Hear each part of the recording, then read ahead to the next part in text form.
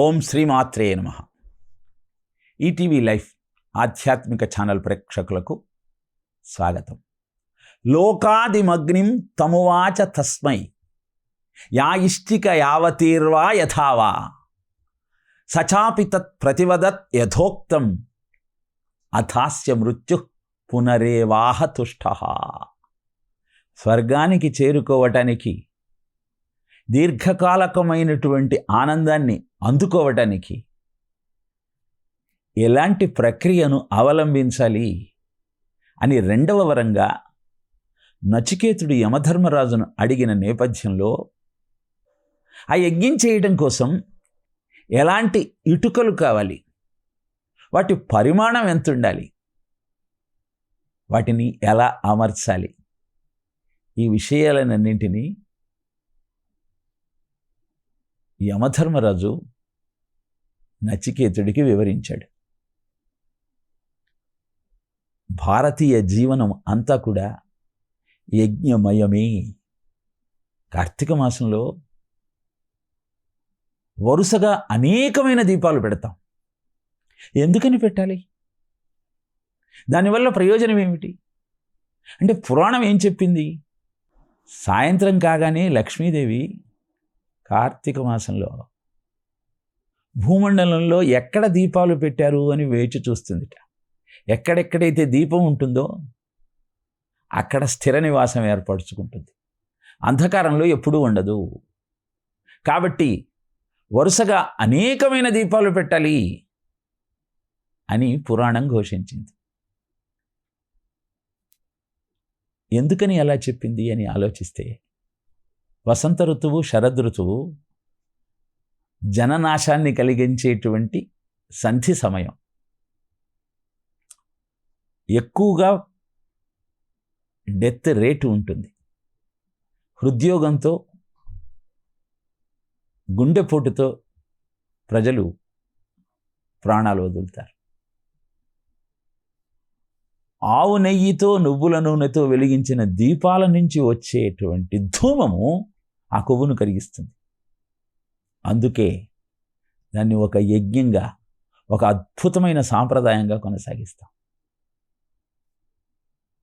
సహయజ్ఞ ప్రజా సృష్ట్వా పురోవాచ ప్రజాపతి అనేన ప్రసవిష్యధ్వం ఏషవోత్విష్ట కామధ్వక్ దేవాన్ భావయతానేనా తే దేవా భావయంతవః పరస్పరం భావయంతః శ్రేయః పరమవాప్స్యథ. చాలాసార్లు చెప్పుకున్నాం. మనిషిని సృష్టిస్తూనే యజ్ఞాన్ని కూడా సృష్టించాడు భగవంతుడు. యజ్ఞాన్ని చేసి కోరికను నెరవేర్చుకోమన్నాడు. దేవతలను సంతృప్తిపరిచి కోరికలను తీర్చుకొని, కోరికలు తీరిన తరువాత పరస్పరం భావయంతః శ్రేయః పరమవాప్స్యథ, మళ్ళీ దేవతలను అర్చించి జీవితాన్ని ధన్యం చేసుకోవాలి. ఇలా యజ్ఞ ప్రక్రియ మానవ జీవనానికి ఎంత అవసరమో ప్రజావిద్యగా పేర్కొనబడిన పురాణం తెలియజేసింది. ఆర్షవాంగ్మయం వివరించింది. శుద్ధ సాధులందు, సురలందు, శృతులందు, గోవులందు, విప్రకోటి ఎందు, ధర్మ పదవి ఎందు దగలి నాయందు, ఎవ్వడలగు వాడి హింసనందు. విష్ణు అంటే ఎవరో కాదు, యజ్ఞమే విష్ణువు. హిరణ్యకశిపుడు రాక్షసముఖులనందరినీ పిలిచి అడుగుతాడు, ఆ విష్ణువును అంతం చేయాలంటే ఏం చేయాలి? విప్రాగావాశ్చ వేదాశ్చ తపస్సత్యం దమశమః శ్రద్ధాదయా తితీక్షాచ క్రతవశ్చ హరేస్తనూః. యజ్ఞమే విష్ణువు యొక్క శరీరంగా అభివర్ణింపబడింది. ఇలా ఏ పురాణం చూసినా, ఏ కథ విన్నా యజ్ఞ ప్రాశస్త్యాన్ని విశదీకరించారు. ఇంట్లో దీపం పెట్టకే ఆలోచన చేస్తున్నటువంటి ఆధునిక సమాజం ఈ సత్యాన్ని గుర్తిస్తే, ఈనాడు సమాజంలో ఇంత దురాచారము, ఇంత దుర్మార్గము ఎందుకు ప్రబలుతుందో మనకు అర్థమవుతుంది. ఎప్పుడైతే దేవతారాధన దూరం అవుతుందో, యజ్ఞ ప్రక్రియ అంతరించిపోతుందో, పెద్దలను గౌరవించేటువంటి అలవాటు మృగ్యమవుతుందో, పిల్లలే పెద్దలను శాసించే స్థితికి సమాజం చేరుకుంటుందో, అప్పుడు అంతా అవినీతి తాండవిస్తుంది, అధర్మం రాజ్యం ఏలుతుంది. అలాంటి భయంకర స్థితి నుంచి సమాజాన్ని కాపాడుకోవాలి అంటే ఆర్షవాంగ్మయంలో ఋషులు మనకు అందించిన విజ్ఞానాన్ని అర్థం చేసుకుని ఆచరించే ప్రయత్నం చేయాలి. అందుకే కోటి దీపోత్సవాలు, ప్రజలను సమీకృతం చేసేటువంటి మహానుభావుల ప్రవచనాలు ప్రజలకు అందజేస్తూ ఉన్నారు. అనేక మాధ్యమాల ద్వారా జరుగుతున్నటువంటి ఈ అద్భుతమైన ప్రక్రియ ప్రజలను తిరిగి గురు సందేశాన్ని అందుకొని ధర్మ మార్గంలో నడిపే విధంగా ప్రేరణ ఇస్తుందని అద్భుతమైన ఈ కార్యక్రమం యొక్క సంకల్పం. గురు సందేశంలో అద్భుతమైన ఈ కార్యక్రమాల యొక్క ఆంతర్యాన్ని, ఆచరించటం వల్ల కలిగే ప్రయోజనాన్ని ప్రజలకు వివరిస్తూ అందరినీ ధర్మబద్ధమైన జీవితం గడప వల్ల వచ్చేటువంటి ప్రయోజనాన్ని గుర్తించే విధంగా చెయ్యాలన్న సంకల్పంతోనే మన ఉపనిషత్తులలో, వేదాలలో, పురాణాలలో, ఇతిహాసాలలో ఉన్న విజ్ఞానాన్ని అద్భుతమైన కథల రూపంలో, గాథల రూపంలో తెలియజేయడం జరుగుతుంది. ఇలా అద్భుతమైన ఆనందాన్ని అందుకోవటం కోసం లోకాదిమగ్నిం తమువాచ తస్మై యా ఇష్టిక యావతీర్వా యథావా. ఎలా యజ్ఞాన్ని చెయ్యాలో యమధర్మరాజు నచికేతుడికి తెలియజేశాడు. నచికేతుడికి యమధర్మరాజు తెలియజేశాడు అని తెలియజెప్పారు తప్పితే ఆ ప్రక్రియ ఏమిటో కఠోపనిషత్తులో వివరించలేదు కఠమహర్షి. ఎందుకంటే కఠోపనిషత్తు ఉద్దేశం దీర్ఘకాలికమైన సుఖానుభవాన్ని పొందటం కోసం స్వర్గానికి వెళ్ళే ప్రక్రియ గురించి చెప్పటం కాదు. తిరిగి పుట్టుక లేకుండా మోక్షాన్ని పొందటం కోసం, ముక్తిని అందుకోవటం కోసం, ఆత్మజ్ఞానాన్ని పొందటం కోసం ఎలాంటి ఆలోచన చెయ్యాలో చెప్పటమే. అందుకే నచికేతుడికి యమధర్మరాజు చెప్పాడని తెలియజేశాడు తప్పితే ఆ వివరణ మనకు అందివ్వలేదు. అలా యమధర్మరాజు నచికేతుడికి చెప్పిన తరువాత సచాపి తత్ ప్రతివదత్ యథోక్తం, నేను చెప్పింది ఏమిటో మళ్ళీ నాకు అప్పచెప్పమన్నాడు. మొత్తం ఆశాంతం, అక్షరం తిరిగి యమధర్మరాజుకు వివరించాడు నచికేతుడు. గురు శిష్య పరంపర ఎలా కొనసాగాలో ఈ శ్లోకాల ద్వారా మనకు తెలియజేస్తున్నాడు. గురువు కోరుకునేదేమిటి? ఆయనకు దండలేసి, దండం పెట్టి, పాద నమస్కారం చేసి, దక్షిణలిచ్చి అభినందించాలనా? అలా కోరుకునేవాడు గురువే కాదు. శిష్యుడు ఆనందంతో గురువుగారి మీద ఉన్నటువంటి అద్భుతమైన ఆరాధనా భావనతో భగవంతుడిగా భావన చేస్తూ నమస్కారం చేస్తే కాదనుడు. కానీ గురువు కోరేది అది కాదు. ఇంద్రుడు కూడా నారాయణ కవచాన్ని మాకు బోధించమంటూ విశ్వరూపుడి దగ్గరికి వెళతాడు. కోరినంత ధనం ఇస్తానంటాడు.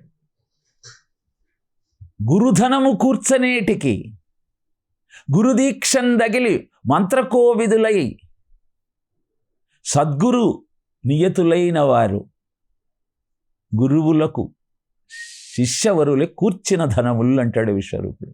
నాకెందుకయ్యా ధనం, నేనేం చేసుకుంటాను? ఆర్చేదా, తీర్చేదా? కానీ ప్రతి గురువుకు సమాజ హితం కోరి ప్రతివాడు శ్రమించాలన్న ఒక సంకల్పం ఉంటుంది. అద్భుతమైన విజ్ఞానాన్ని అందరికీ అందించి తద్వారా సమాజం ధర్మ మార్గంలో పయనించాలన్న దృఢమైన సంకల్పం ఉంటుంది. ఆ సంకల్పం కోసమే వారు అహరహము కృషి చేస్తారు. స్వామి రామతీర్థ, చాణక్యుడు, విద్యారణ్య స్వామి, ఇలా ఎందరో మహానుభావులను మనం కనుల ముందు చూశాం. వారి బోధనలు విన్నాం. నడిచే దేవుడిగా అభివర్ణింపబడినటువంటి కంచి పరమాచార్య భారతదేశమంతా పర్యటించి ఎన్నో దేవాలయాలకు ప్రతిష్ఠ చేసి ప్రజల సమస్యలకు పరిష్కారం ఇస్తూ ప్రజలంతా ధర్మ మార్గంలో నడవాలన్న సంకల్పంతో నిండు 100 ఏళ్ళు పరిశ్రమించారు. ఇలా ఋషిపీఠమైన భారతదేశంలో గురువులు కోరుకునేది నువ్విచ్చే ధనం కాదు, వారి సంకల్పాన్ని, వారి ఆలోచన విధానాన్ని అనుసరిస్తూ ఎలా ముందుకు సాగాలో నలుగురికి మనం కూడా తెలియజేసినప్పుడు, వారి సంకల్పాన్ని అందిపుచ్చుకొని సమాజంలో దానిని విస్తరింపజేసినప్పుడు వారు సంతోషిస్తారు. అందుకే సచాపి తత్ ప్రతివదత్ యథోక్తం. ఎప్పుడైతే నచికేతుడు యమధర్మరాజు తెలియజేసినటువంటి యజ్ఞ ప్రక్రియను అక్షరం పొల్లుపోకుండా తిరిగి యమధర్మరాజుకు అప్పగించాడో చాలా సంతోషించాడు. అధాస్య మృత్యో పునరేవాహ తుష్టః. చాలా సంతోషించాడు యమధర్మరాజు. ఎంత సంతోషించాడు అంటే ఇంకొక వరమే ఇవ్వాలనుకున్నాడు. అగ్ని ప్రక్రియ గురించి మాట్లాడుతూ శాస్త్రం ఒక మాట చెప్పింది. ప్రతివాడిలో 3 రకాలైనటువంటి అగ్నులుంటాయి. పావకాగ్ని, పవనాగ్ని, శుచి. పావకాగ్ని అంటే తీసుకున్న ఆహారాన్ని జీర్ణం చేసి నీకు శక్తిని ఇచ్చేటువంటి అగ్ని.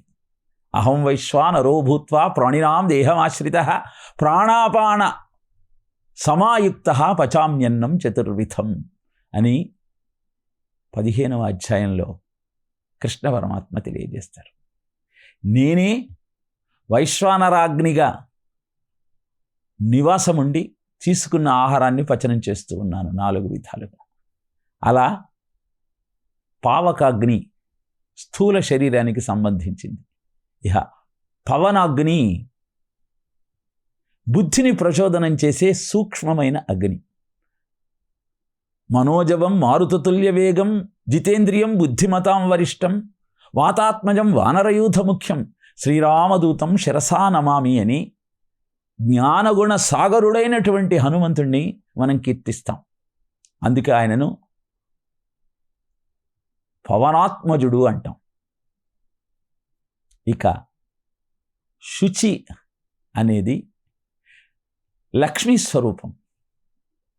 నువ్వు కోరిన కోరికలనన్నింటినీ, కావలసిన వనరులనన్నింటినీ నీకు అందించే అగ్ని స్వరూపం. ఋషులు ఈ అగ్నినే ఆరాధిస్తారు. తత్కారణంగానే వారి కోరికలనన్నింటినీ అందుకోగలుగుతారు. ఇలా అగ్ని స్వరూపమైనటువంటి అద్భుతాన్ని యజ్ఞ ప్రక్రియ ద్వారా అగ్నిర్వై ముఖాదేవాహ, దేవతలకు ఆహారాన్ని అందించాలంటే అగ్నియే ముఖంగా ఉపయోగపడుతుంది. యజ్ఞాన్ని ప్రారంభించి దానిలో సమర్పించే హవిస్సులే ఇంద్రాయ స్వాహ ఇదం న మమ అంటూ ఇంద్రుడికి, దేవతామూర్తులకు అందరికీ అందజేస్తాం. దానిలో ఉపయోగించే ఇటుకల గురించి చెబుతూ 12 ఇటుకలు, 5 ఆవునేతితో వెలిగించిన దీపాలు, 5 అగరబత్తులు, వీటన్నింటినీ అనుసంధానం చేసేటువంటి గాయత్రి మంత్రం అని విజ్ఞులు పేర్కొన్నారు. ఏమిటి ఈ విధమైన 12 ఇటుకలు అంటే 5 జ్ఞానేంద్రియాలు, మనస్సు కలిపితే 6, ఇవి కింది వరుసలో. 5 కర్మేంద్రియాలు, బుద్ధి, ఇవి పై వరుసలో. ఈ 12 ఇటుకలు కర్మేంద్రియాలు, జ్ఞానేంద్రియాలు, మనస్సు, బుద్ధి వీటికి చిహ్నమైతే పంచ ప్రాణాలే ఆవునీతితో వెలిగించిన 5 దీపాలు. ఇక 5 సుగంధ పరిమళాన్ని అందించే అగరబత్తులు అనాహత విశుద్ధ చక్రాల మధ్య ఉన్న స్ఫుట గ్రంథిని ఉద్దీపన చేసే సాధన. వీటన్నింటినీ అనుసంధానం చేస్తూ గాయత్రి మంత్రం. ఎందుకు గాయత్రి మంత్రం అంటే తత్సవితుః వరేణ్యం. దేవతామూర్తులలో వరేణ్యుడు, శ్రేష్ఠుడు సూర్యభగవానుడు. సచ్చిత్ ఆనంద నామ రూపాలు అనే ప్రపంచంలోని 5 గుణముల యొక్క ఆంతర్యాన్ని వివరిస్తూ నామము, రూపము, ఏ శక్తి అయితే ఈ ప్రపంచాన్ని నడిపిస్తోందో ఆ శక్తి రూపము సూర్యుడైతే ఆ శబ్దమే ఓంకారం. కనుక ఈ గాయత్రి మంత్రంతో నీ శరీరాన్ని, మనస్సును, బుద్ధిని కంఠం దగ్గర ఉన్నటువంటి స్ఫుట గ్రంథిని ఉద్దీపన చేస్తే ఉదాన వాయువు ఆజ్ఞాచక్రం దగ్గరకు వెళ్ళి అద్భుతాన్ని ఆవిష్కరిస్తుంది. యోగపరంగా ఈ శ్లోకానికి ఈ విధమైన వ్యాఖ్యానం చేస్తారు. ఏదైనా యమధర్మరాజు ఆలోచన నచికేతునికి అద్భుతమైన ఈ విజ్ఞానాన్ని అందిస్తూ ప్రపంచంలో ఉన్న ప్రజలందరికీ కర్తవ్య బోధ చేయటమే. అందుకే ఎప్పుడైతే సచాపి తత్ ప్రతివదత్ యథోక్తం, ఎప్పుడైతే నచికేతుడు చెప్పిన ప్రతి మాటను తిరిగి అందించాడో అది విన్న యమధర్మరాజు అద్భుతమైన ఆనందంతో సంతుష్టుడై నచికేతుణ్ణి ఆశీర్వదించాడు. అద్భుతంగా చెప్పావు నచికేత,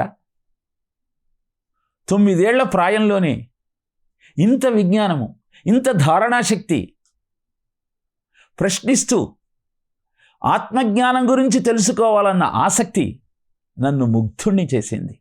అందుకే నీకు దదామి భూయః వరం, ఇంకొక వరాన్ని మళ్ళీ ఇస్తున్నాను.